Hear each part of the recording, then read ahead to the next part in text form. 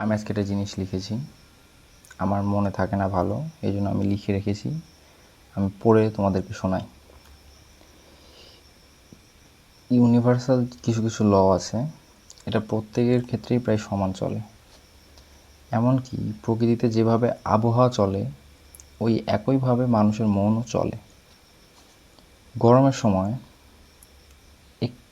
একটি জায়গায় হাওয়ার শূন্যতা হলে, হাওয়ার যদি শূন্যতা হয় কোথাও, ঠান্ডা হাওয়া বা যেই গ্রীষ্মকালে আমরা যাকে কালবৈশাখী বলি, সেই রকম একটি হাওয়া এসে সেই শূন্যস্থানটাকে পূরণ করে। এবং এটা এমন গতিতে আসে যা প্রায় ঝড়ে রূপান্তরিত হয়, যা সেটা খুবই মানে সেটা খুবই প্রবল।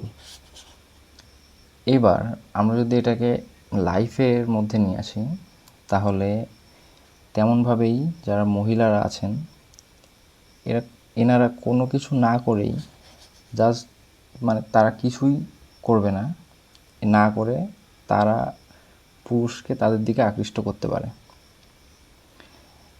যেমন কোনো মহিলা যদি কোনো পুরুষের প্রেমে পড়ে, তাহলেও তাদেরকে কখনো বুঝতে দেয় না, তারা নীরব থাকে, তারা কিছুই করে না, জাস্ট কিছুই করে না, তারা কিছু না করেও সেই পুরুষকে তাদের দিকে আকৃষ্ট করতে পারে।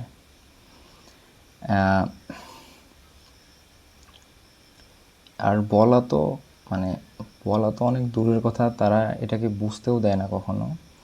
তো এইবার এটাকে গীতায় এই ব্যাপারটাকে অকর্ম বলে বলা হয়েছে। এখানে অকর্ম বলতে কোনো খারাপ কাজ নয়, অকর্ম হচ্ছে কর্মের অনুপস্থিতি। সেখানে কোনো কর্ম নেই, সেখানে জাস্ট জিরো কর্ম। এটা কোনো ভালো কর্মও নয়, এটা কোনো খারাপ কর্মও নয়, এটা কর্মশূন্যতা। এইভাবে তারা ছেলেদেরকে বা পুরুষদেরকে তাদের দিকে আকৃষ্ট করতে পারে। এবার যদি একটা উদাহরণের ব্যাপারে আমরা বুঝি ভালোভাবে, যদি কোনো প্রেমিকা বা স্ত্রীকুলের কেউ তার প্রেমিক বা স্বামীর তাদের সাথে যদি কথা বলা বন্ধ করে বা কোনো রেসপন্স না করে সেভাবে, তাহলে পুরুষ সেই গরমকালের যে হাওয়াটা আছে সেটার মতো পাগলের মতো সেই দিকে ধাবিত হয়, সেই দিকে ছুটে চলে আসে। তার হৃদয়ে একরকম সেই রকম ঝড় একটা উঠে যায়। তারা কোনো কিছু করে নিজেদেরকে থামাতে পারে না, তারা অস্থির হয়ে যায়, তারা চঞ্চল হয়ে যায়। এরকম একটা টোটাল মেস তৈরি হয় সেখানে।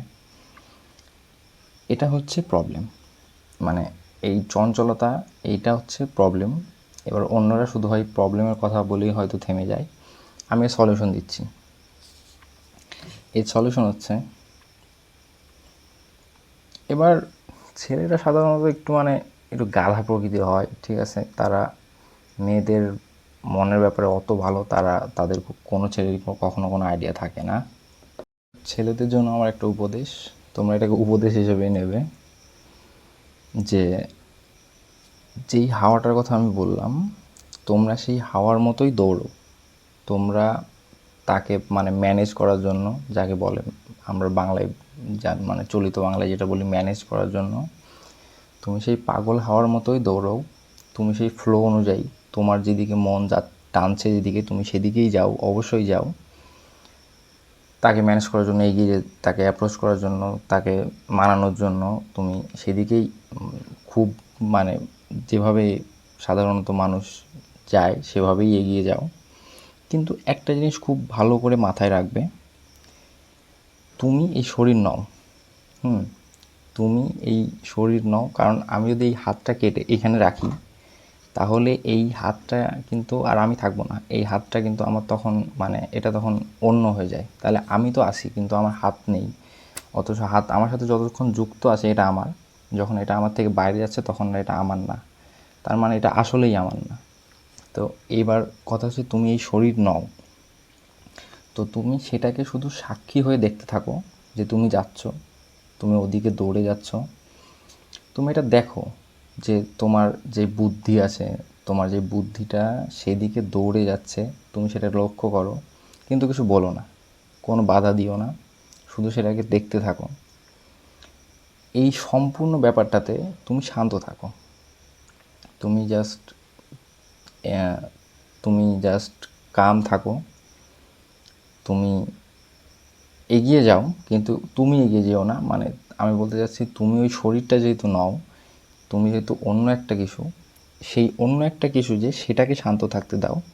তুমি তোমার বডিকে, তোমার হাতকে টাইপ করতে দাও, তোমার মুখকে কথা বলতে দাও, কিন্তু তুমি যে আসল তুমি, সে তুমি স্থির থাকো।